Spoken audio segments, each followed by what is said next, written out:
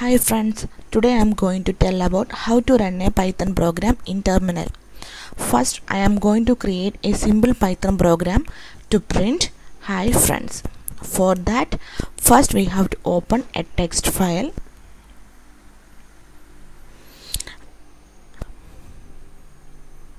and write print hi friends.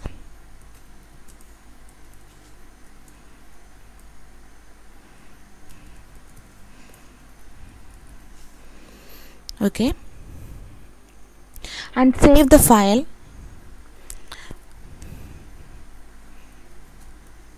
with the extension .py.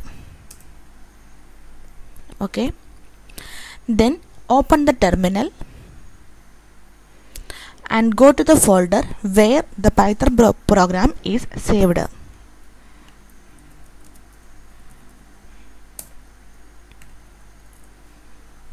Okay, this is our program. Okay, then run the command python